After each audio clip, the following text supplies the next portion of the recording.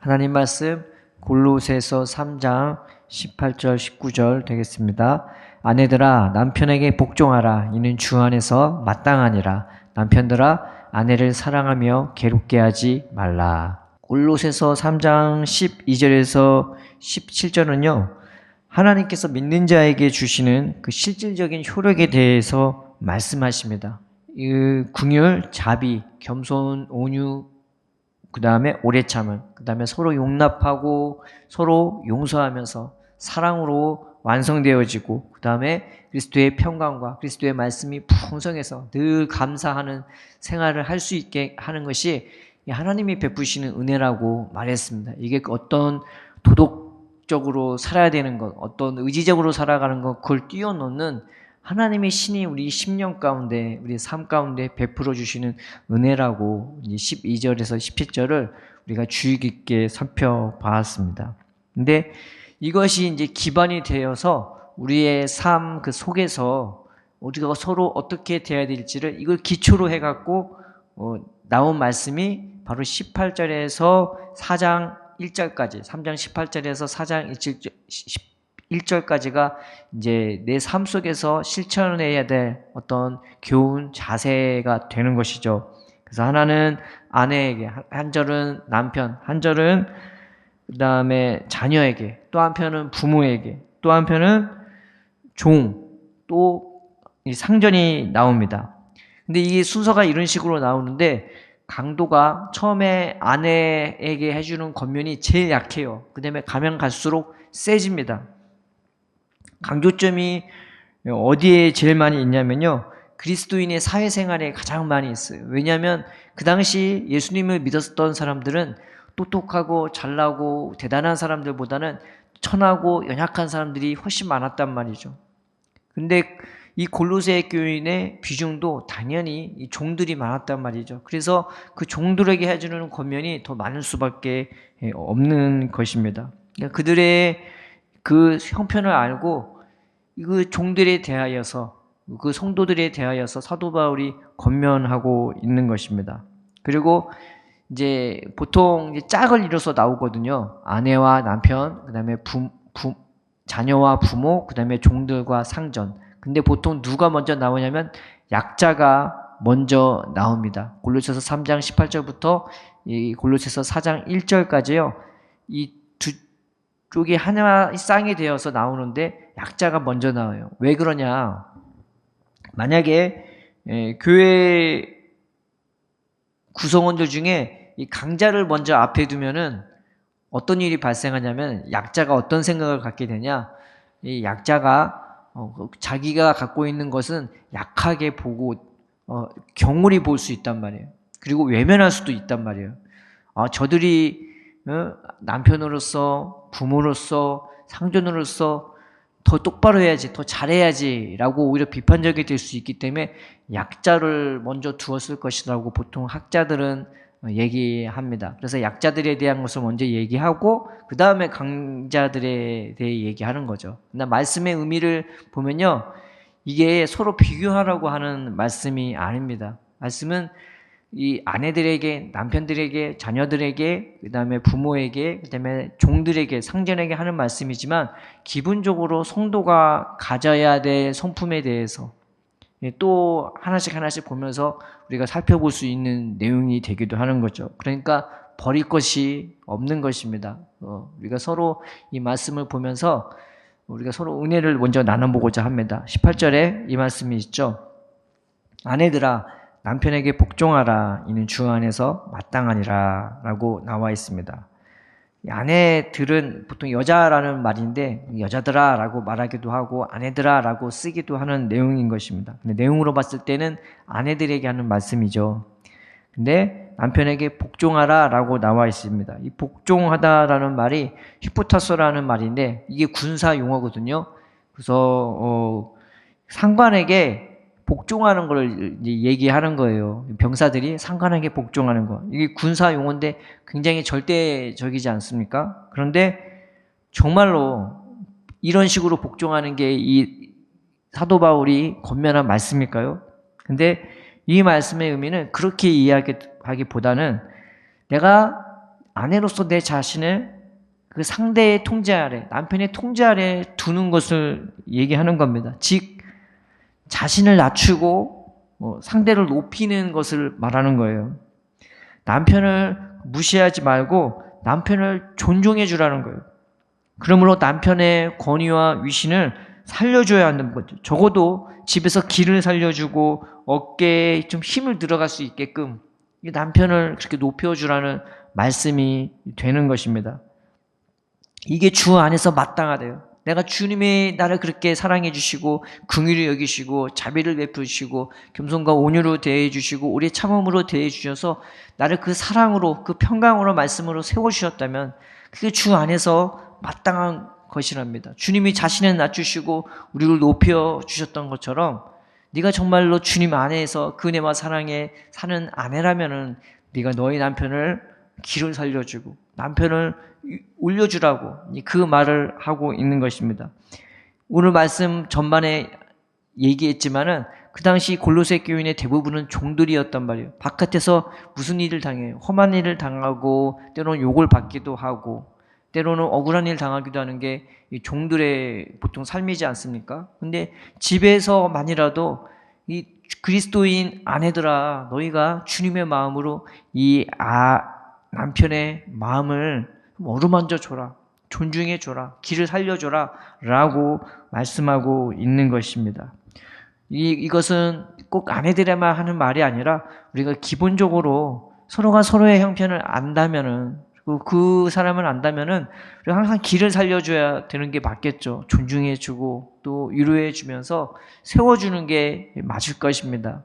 우리가 바가지 긁는 인생이 아니라 남편 기 살려주는 아내들이 되기를 우리 서로가 되기를 주님의 이름으로 축원드립니다. 어떤 유명한 사람의 명언에 이런 말이 있대요. 100% 남편에게 반항하는 여자는 100% 남편에게 두들겨 맞고 100% 남편에게 순종하는 여자는 100% 남편을 다스린다라고 말했답니다. 이게 뭐 어떤 내가 처세술적으로 그냥 내가 머리를 써서 남편을 이겨먹으려고 하는 그 명언이 아닌 거죠. 이것은 기본적인 태도와 자세를 말하는 것입니다. 우리가 남편을 대할 때 길을 살려주는 게 내가 남편 다스려 먹으려고 이겨먹으려고 하는 그런 처세술이 아닌 거죠. 남편을 정말로 사랑하고 남편을 진심으로 위하고 사랑하고 아끼는 마음으로 남편을 이게 세워주는 그것을 하라고 아내들에게 권고하고 있는 것입니다. 19절에는 이런 말이 있습니다. 이런 말씀이 남편들아 아내를 사랑하며 괴롭게 하지 말라. 19절에 남편들에게 하는 말이요 이 아내들에게 하는 말보다 훨씬 그 강도가 셉니다. 그래서 적극적으로 명령을 준수할 것을 이 남편들에게 얘기하고 있죠. 남편들아 아내를 사랑하며 남편을 사랑하라라고 나와 있는데 이 사랑하라는 말이 아가파오입니다. 그냥 단순한 애정으로 대하는 걸 말하는 게 아니고요. 그냥 성적 매력을 느끼면서 하는 그 호감 행위로 하라는 것이 아닌 것입니다. 이걸 뛰어넘는 거예요. 이 아가파오는 어떤 거냐? 내가 그녀의 복지를 위해서 그냥 부단한 조력을 하면서 특히 건전한 인격관계를 유지하는 거예요. 그리고 무조건적이고 희생적이고 헌신적인 사랑인 것입니다. 그리고 내가 내 부인을, 내가 내 아내를 아끼고 소중히 여기는 마음으로 대하는 것을 말하는 거예요. 이게 아가파오인 것입니다. 그래서 부인에게 하는 명령보다 이 남편에게 하는 명료가 훨씬 강도가 센 것이죠. 남편들아 아내를 사랑하라. 그 다음에 괴롭게 하지 말래요.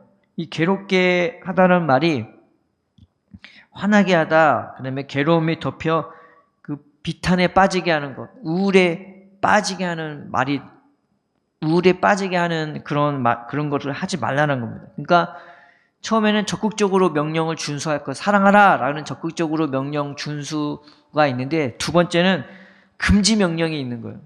그러니까 부인에게 하는 것보다 남편들에게 하는 말이 더 있는 거죠. 적극적으로 해주는 긍정적인 명령이 있고 그 다음에 금지 명령이 있어요. 근데 여기에 부사가 적혀 있고 부사가 not이란 말이에요. 하지 말라. 그 다음에 이 문법적으로 괴롭게 하다는 말이 명령형이고 현재형이에요.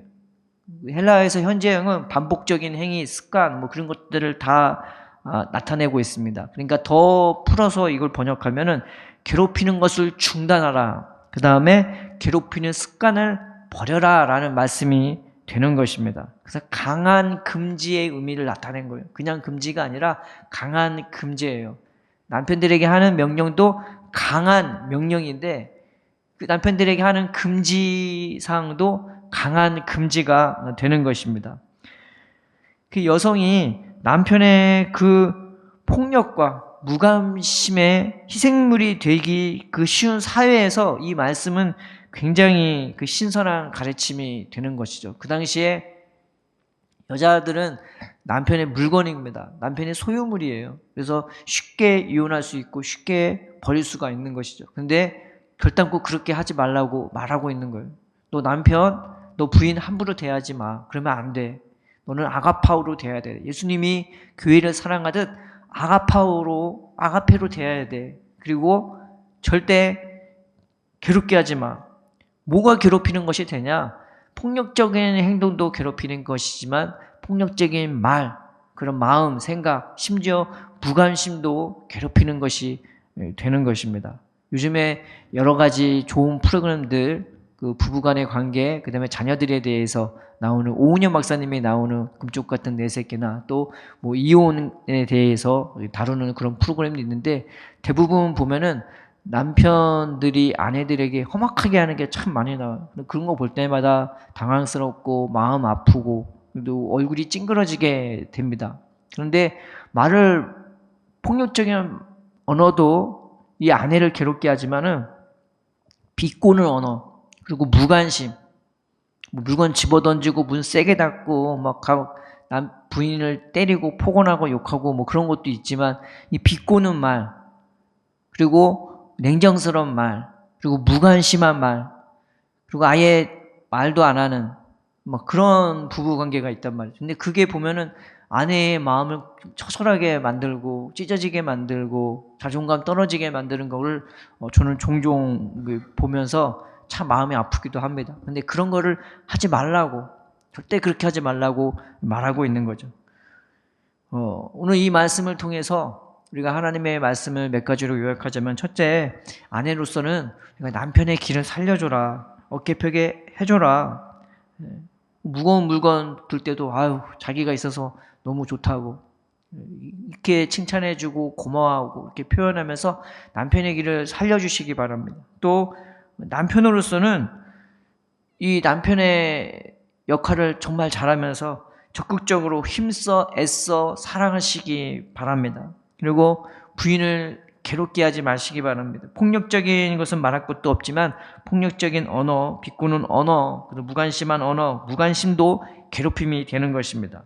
끊임없이 사랑하고 끊임없이 표현하고 끊임없이 들어주는 남편이 되기를 바랍니다. 그래서 예수님 사랑 안에서 세워지는 가정 되기를 그렇게 축원드리고 또 이런 마음으로 우리가 서로가 서로를 대하고 친구를 대하고 또 직장에서도 그런 마음으로 사랑하고 섬기는 저를 되기를 주님의 이름으로 축원드립니다. 오늘 이 말씀 붙잡고 하나님 내가 이런 아내가 되게 해달라고 하나님 내가 이런 남편이 되게 해달라고 하나님 내가 이런 그리스도인이 되게 해달라고 주님 앞에 나아가며 기도하는 저와 여러분 되기를 바랍니다. 우리 다 같이 말씀 붙잡고 기도하겠습니다.